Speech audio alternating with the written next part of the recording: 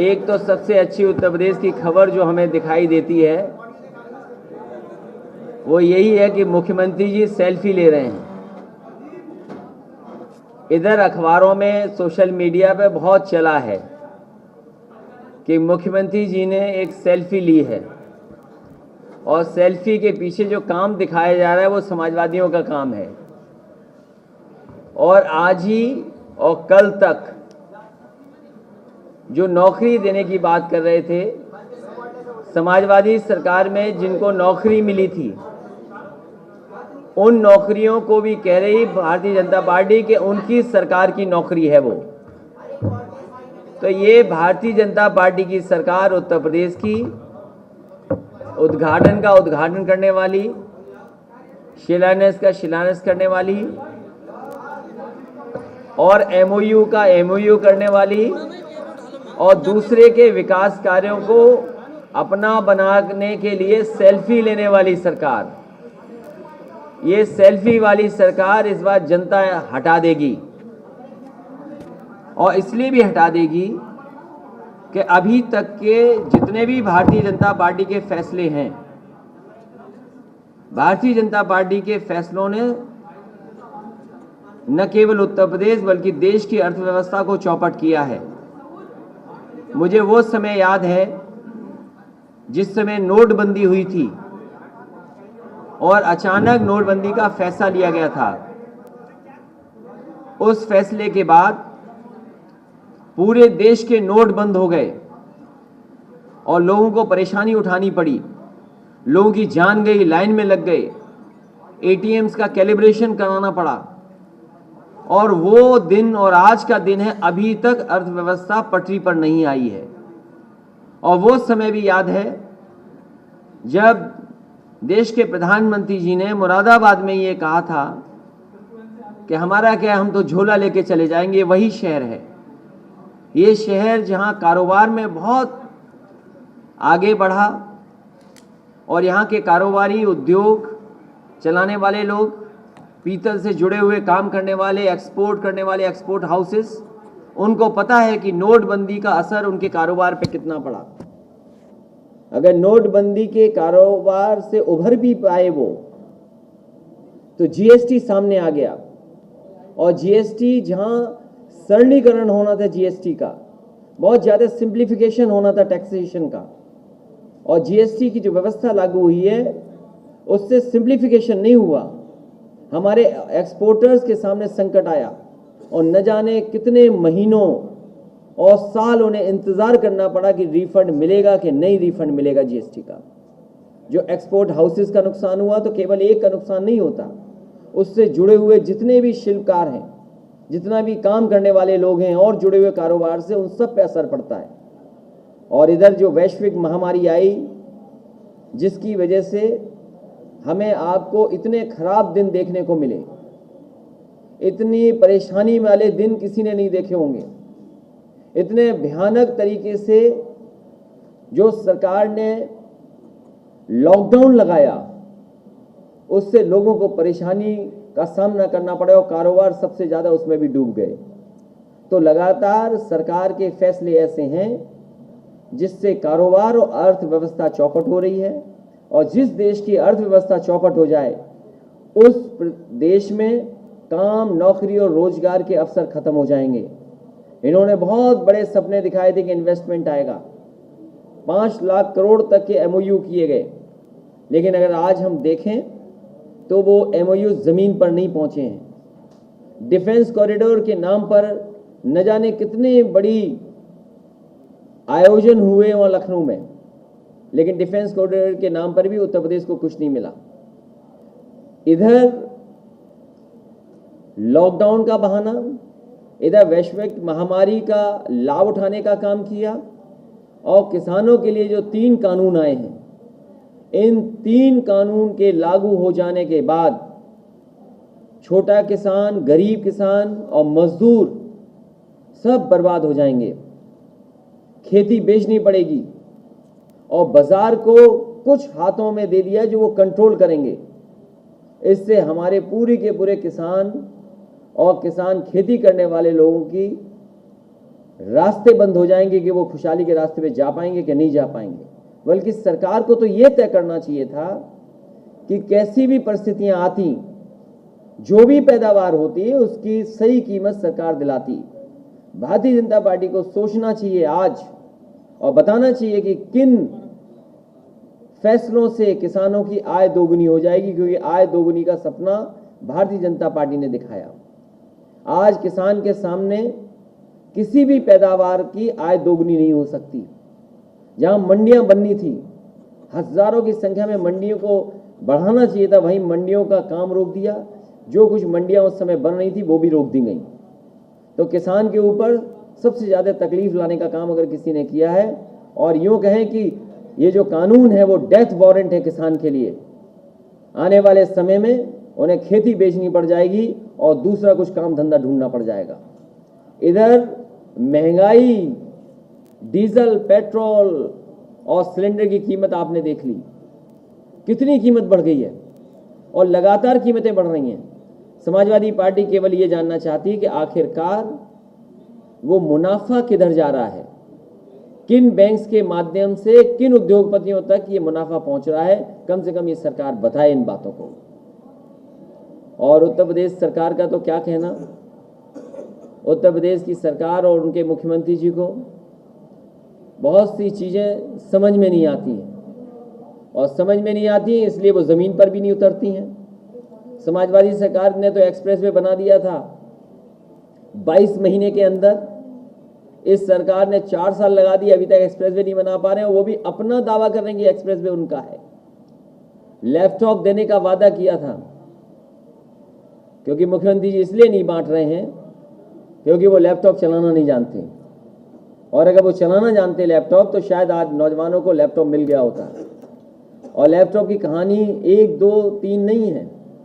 मुरादाबाद में हजारों कहानियां ऐसी होंगी जिन्हें लैपटॉप मिला होगा, वो आज भी चल रहा होगा, आज भी छोटा मोटा कारोबार या कहीं ना कहीं उनकी मदद कर रहा होगा। ये समाजवादियों ने कर करके दिखाया।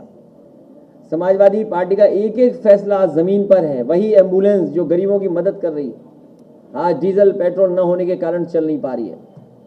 100 नंबर 112 हो गया, 100 नंबर 112 हो गया, लेकिन उसकी व्यवस्था नहीं सुधार पाए। भ्रष्टाचार पुलिस का बढ़ गया है। और उत्तर प्रदेश में तो नाम बदलने का, रंग बदलने का, उद्घाटन का सिलसिला चल रहा है। अगर लखनऊ में आप जाएं तो हो सकता है एक नाम से आप जाएं, जब लखनऊ से लौटें तो आपका नाम बदल देंगे मुख्यमंत्री जी। इसलिए नाम बदलने वाली भी सरकार है। और अब तो एक कदम आगे चली गई है सरकार, अब सेल्फी वाली सरकार हो गई है। काम किसी और का, सेल्फी अपनी। इसलिए पत्रकार साथियों, हम आपका धन्यवाद देते हैं, आपका भी सहयोग चाहते हैं कि लोकतंत्र को आप भी बचाएं।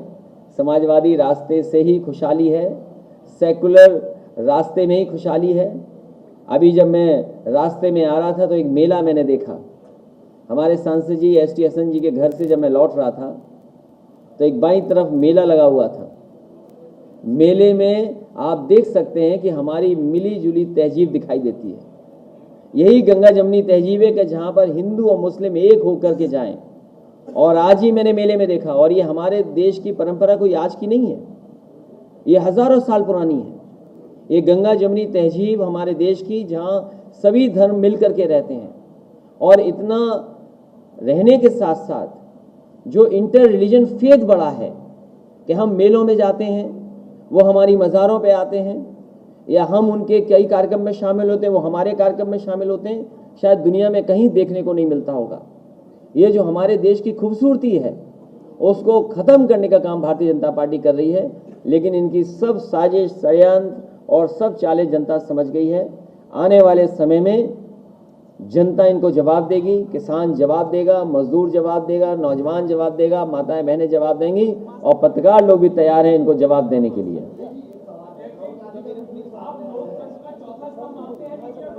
मैं पत्रकार लोगों को चौथा स्तंभ मानता हूं। ये बहुत ही मजबूत स्तंभ है। तमाम भारतीय जनता पार्टी के साजिश षड्यंत्र के बाद भी ये स्तंभ मजबूती से खड़ा हुआ है।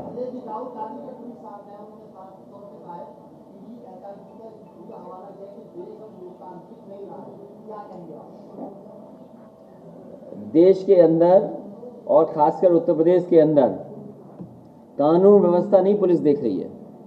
यहाँ की सरकार पुलिस के माध्यम से जो पॉलिटिकल लोग हैं उनके खिलाफ साजिश और षड्यंत्र कर रही है। और आपके बगल में तो जीता जागता उदाहरण है। अरे मोहम्मद आजम खान साहब के खिलाफ कितने मुकदमे दर्ज हैं? 1 2 3 नहीं, न जाने कितने मुकदमे दर्ज हैं। और फिर जिन अधिकारियों ने मुकदमे दर्ज किए हैं उनको गिफ्ट मिल रही है, उपहार मिल रहे हैं, कुर्सियां मिल रही हैं। तो सोचिए आप, तो लोकतंत्र कहां बचा है?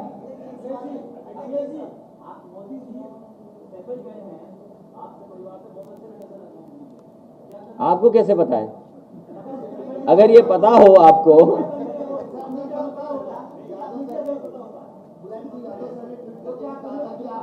नहीं, इनका सवाल सुन लीजिए, इनका सवाल। अरे दोनों ही लड़ जाओगे तो एक का सवाल आने दो, पीछे नीले वाले का आने दो सवाल।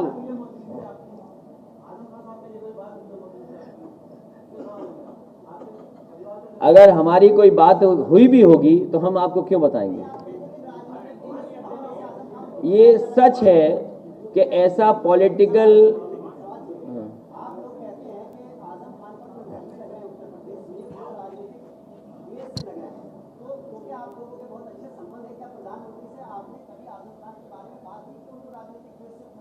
वही सवाल मैंने जवाब दे दिया आपको। और पूरी कानूनी लड़ाई और कागज की लड़ाई समाजवादी पार्टी उनके साथ खड़ी है।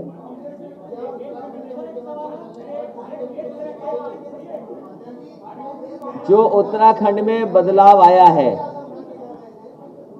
जो उत्तराखंड का बदलाव आया है वो उत्तर प्रदेश में भी बदलाव हो सकता आ जाए।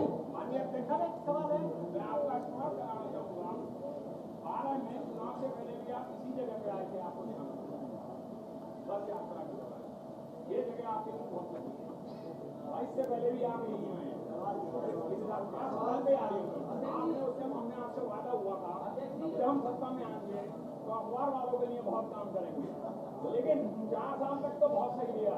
5वां साल आते आते जो आपने एक्शन लिए तो सब फुटपाथ पे आ गए, बहुत बुरी हालत हो गई। पर भाई लागू बहुत जबरदस्त तरीके से उससे हो गई। वही लोग जो आज जिन महकमे में बैठे वो यहाँ पे हैं, तो आप जब आएंगे तो इनके शासन के जो गलत काम है वो कौन कौन से काम आप बंद करेंगे? जब तक आप वादा नहीं करेंगे लोगों से जब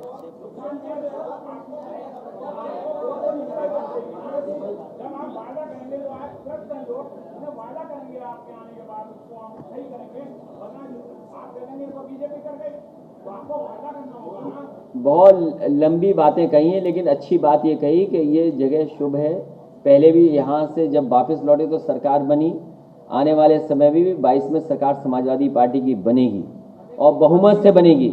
जहाँ तक सवाल रास्ते का है, मैनिफेस्टो जब आएगा और जैसे जैसे चुनाव करीब आएगा बहुत सी चीज़ें आपको साफ हो जाएंगी और बहुत से मुद्दे जो जनता के बीच में हमें रखने हैं, जो आज जिन मुद्दों से जनता परेशान है, उन्हें धोखा दे करके सिलेंडर दे दिया उज्ज्वला, आज कोई सिलेंडर नहीं भरा पा रहा है। उन्हें कहा कि हम कीमतें नहीं बढ़ने देंगे, आज डीजल पेट्रोल कितना महंगा हो गया। ये वही भारतीय जनता पार्टी के लोग हैं जो दूसरों पे आरोप लगाते थे कि डीजल पेट्रोल क्यों महंगा हो गया। ये आप लोग अपना आपस में बैठ के तय कर लो, सुझाव हमें दे दो, वही फैसला कर देंगे हम। समाजवादी पार्टी किसी भी बड़े दल से कोई गठबंधन करने नहीं जा रही है। समाजवादी पार्टी छोटे दलों को साथ लेकर के चुनाव लड़ेगी।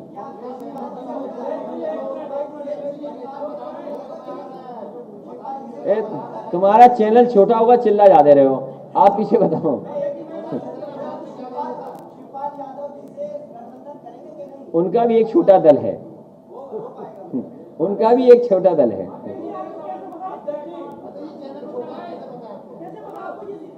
मुझे इसलिए कि पीछे खड़े हुए ले रहे हैं, आपका पता ही नहीं लग रहा चैनल है, पोर्टल है कि मोबाइल है, यही नहीं पता लग रहा है। लेकिन दूसरों की हंसी से मुझे पता लग रहा है कि कुछ ऐसा ही है। हम लोग बहुत प्रेस के लोगों से मिलते हैं, आराम से पता लग जाता है ये क्या है। लेकिन न्यूज़ दिखाना, न्यूज़ अच्छी दिखाना।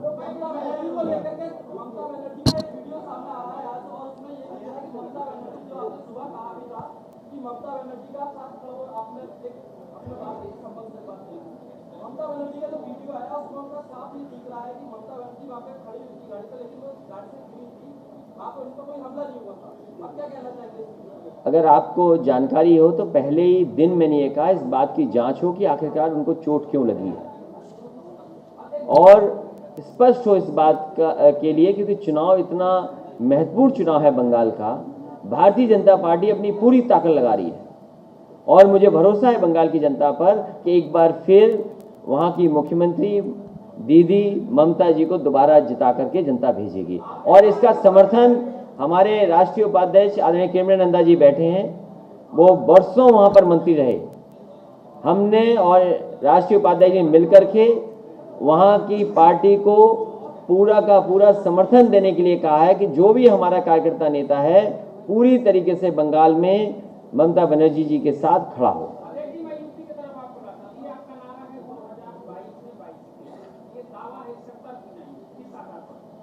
आप अपने मोहल्ले में जाएं और अगर 10 घर दाएं बाएं देख लोगे तो 2-4 लैपटॉप मिल जाएंगे आपको। और जो बल्ब आजकल जला रहे होगे 2017 से लेकर के अब कितना बिजली का बिल दे रहे हो आप? सड़क पे आप खड़े हो जाओ, 100 मिला लो चाहे 112 मिला लो, अगर पुलिस ना उठा ले जाए आपको तो बता देना हमें।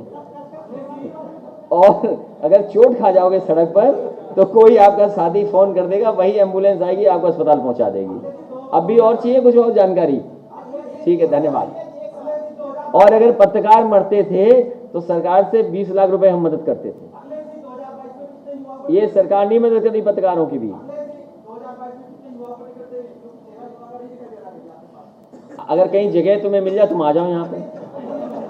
ठीक है, जहाँ तक युवाओं की बात है, यही जो इतने लोग बैठे हैं, आपने हमारा पूरा नारा नहीं देखा, आपने नारा नहीं सुना हमारा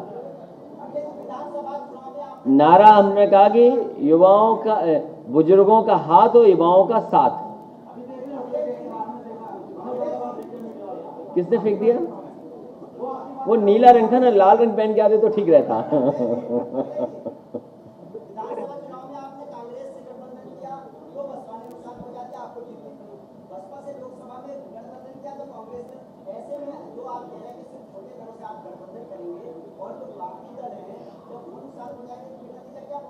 समाजवादी पार्टी ने इसीलिए फैसला लिया है कि बड़े दलों से गठबंधन नहीं करेंगे, छोटे दलों को साथ लेंगे। और समाजवादी पार्टी का बड़े दलों के साथ कोई अनुभव अच्छा नहीं रहा। चलो स्वीकार किया इसलिए धन्यवाद।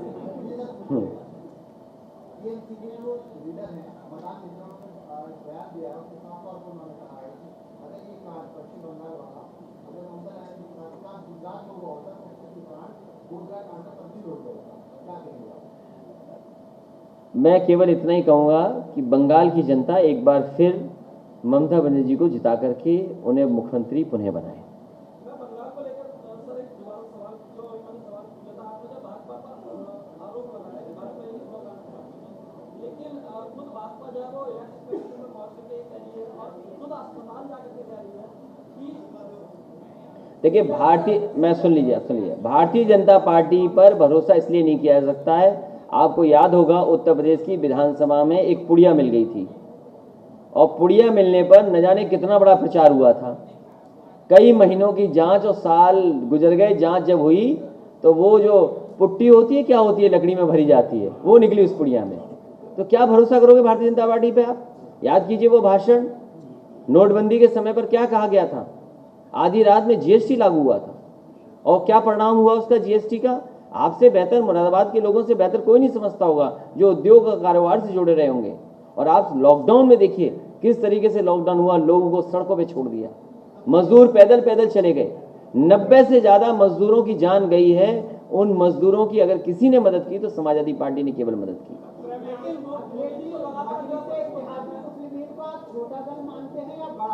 समाजवादी पार्टी ने सभी छोटे दलों के साथ रास्ता खोला हुआ है कि जो साथ आना चाहेंगे आ जाएं।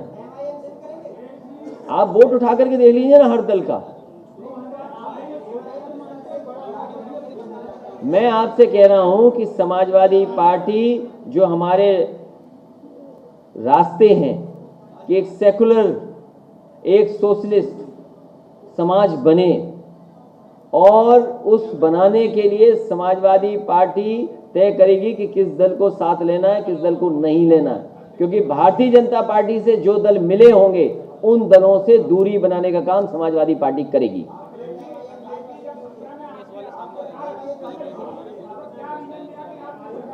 अब छोड़िए, बहुत बात हो गई, अब तो सरकार बनने जा रही है। चल, अभी आपने बनारस का चुनाव देखा होगा, जहां पर बैलेट ने ईवीएम को हरा दिया।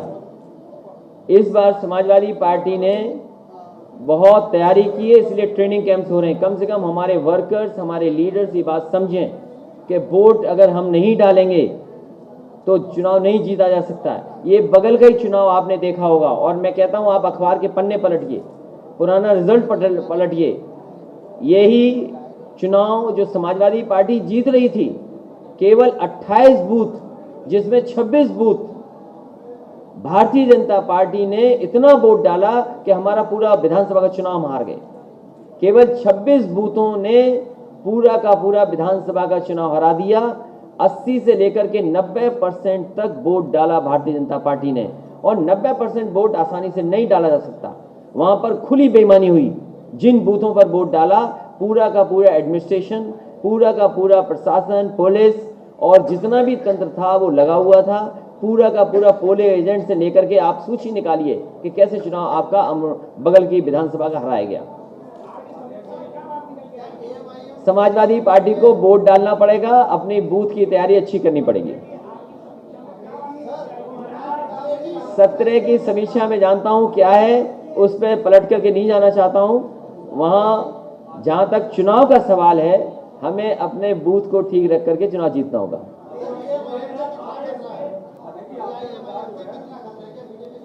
जो पार्टियां भारतीय जनता पार्टी के लिए काम कर रही हैं, उन किसी भी पार्टी से मिलने की जरूरत नहीं है। दूसरी बात, यहां पर जनता, पूरे उत्तर प्रदेश के लोग भारतीय जनता पार्टी को हटाना चाहते हैं। जो दल भारतीय जनता पार्टी को हटाना चाहता है, उसके साथ जनता खड़ी है।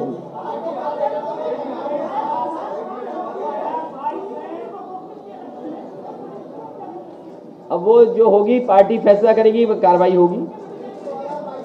वो आपको पता लग जाएगा कार्रवाई क्या हुई है।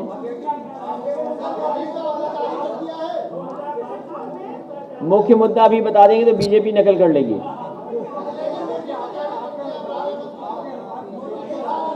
रुक जा भाई, वो कुछ पूछ रहे हैं सवाल। पार्टी ने नोटिस दिया है। अब क्या नोटिस दिया, पार्टी जवाब तो आएगी, क्या जवाब मिलेगा उसमें? नहीं, सवाल हमसे पूछ रहे हो, सवाल कभी भारतीय जनता पार्टी के लिए भी तो पूछ लिया करो। क्या क्योंकि भारतीय जनता पार्टी का ही सवाल पूछोगे क्या बस? नहीं, भारतीय जनता पार्टी का नहीं पूछ रहे हैं कि भाई आपको नौकरी नहीं मिल रही है, डीजल पेट्रोल महंगा हो रहा है, वो सवाल ही नहीं है आपके लिए। पत्रकारों में मुकदमे लग रहे हैं, वो सवाल ही नहीं है आपके लिए। ठीक है, बहुत बढ़िया, हमें मीडिया के बारे में पता है, हमें पता है मीडिया के बारे में, इसलिए आपका धन्यवाद, आपका धन्यवाद।